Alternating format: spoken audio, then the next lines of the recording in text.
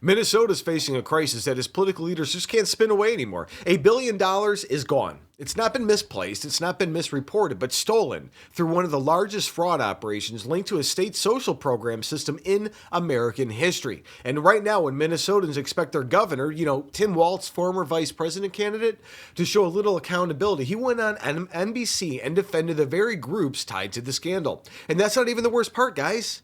This entire story exposes something far deeper than mismanagement. It shows what happens when politics becomes more important than protecting taxpayers, families, and children. And what do you think? Should a governor defend a community involved in 78 out of 86 fraud convictions?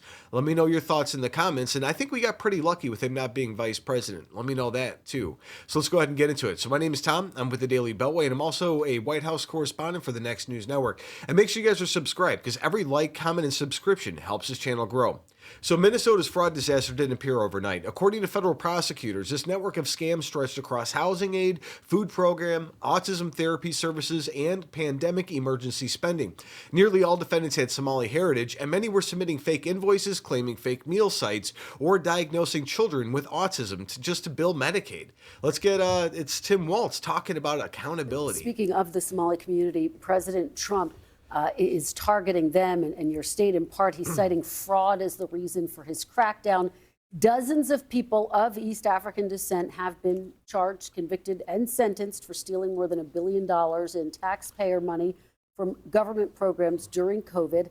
As you know, Governor, that is more than Minnesota spends each year to run its Department of Corrections. So I want to give you a chance to respond to this. Do you take responsibility for failing to stop this fraud in your state?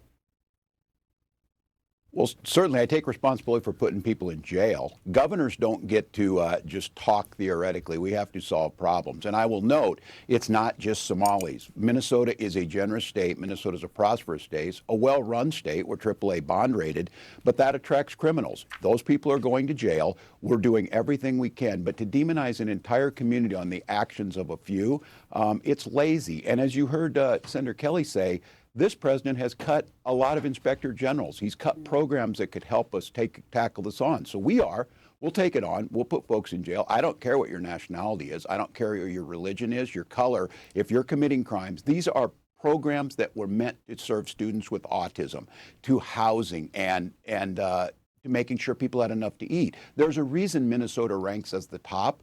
Lowest childhood poverty, best place for children to live.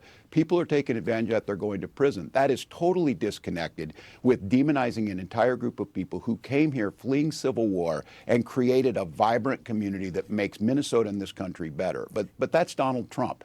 Deflect, demonize, come up with no solutions. He's not going to help fix anything on fraud. My God, there's a big difference between fraud and corruption is something he knows about. I was waiting to see how long it would take him to get Donald Trump's name in there also. I didn't know that was part of the clip. So after watching that, I want to hear from you. Should a governor ever defend an entire community when the fraud is this large? I mean, it's most of the people in the community. Drop your thoughts below. Everybody was involved. Everybody knew what was going on. They said they were serving like 30,000 meals a day. Come on. Whistleblowers say they warned Walz's team years ago. More than 480 current and former DHS employees signed a statement that the administration ignored red flags, shut down fraud reports, reassigned investigators, and even retaliated against staff who raised alarm. One investigator said officials hesitated to pursue Somali-led operations out of fear of being called racist. And this is where everything changes. State audits show simple checks, verifying sites, confirming attendance, cross-checking invoices were skipped. Feeding Our Future alone took $250 million by billing the USDA for meals that never existed. Housing programs ballooned from $2 million to over $100 million with zero oversight. Trump has responded forcefully, promising to remove temporary protected status for Somali nationals who commit crimes and step in federally if Minnesota continues to fail. And if you guys got value from this news update, please tap subscribe. My opinion is next. Also, don't forget to like, comment, and subscribe. Just help share. So let's go ahead and get to the end of it. So this story matters because it exposes what happens when politics overwhelms responsibility. Minnesota wasn't generous, it was vulnerable. And instead of tightening oversight, leaders looked the other way because they were afraid of upsetting a voting bloc. And that's not leadership in a republic, that's self-preservation. Hundreds of millions of dollars meant for children, housing support, and families in crisis evaporated because people in charge refused to confront the truth early.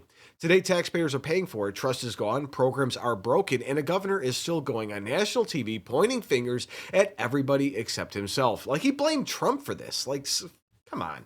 And Americans deserve leaders who protect the public, not leaders who defend fraud when it's politically convenient. So stay aware, stay informed, and stay engaged. And try not to catch back-to-back colds and flus, because you'll look like this all day. God bless.